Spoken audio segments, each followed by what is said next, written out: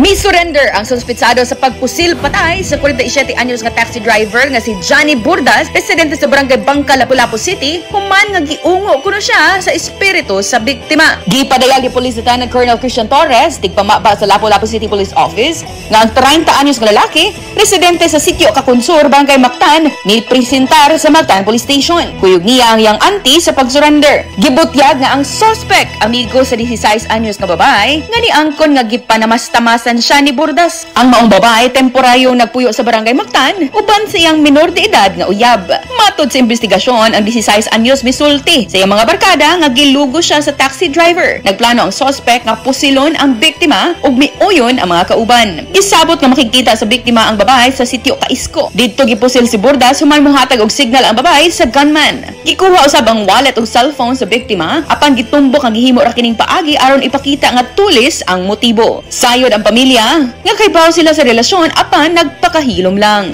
Gisurrender usab sa suspect ang iyang gigamit nga pusil nga 45 kalibre nga pistola ug andam siyang mohimog extrajudicial confession aron ipahibaw ang ubang nalambigit sa krimen.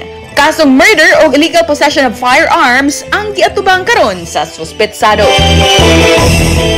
Kini si Idol Aiko, di kapugan sa paghatod sa nagunang balita. Tatak IFM Balita.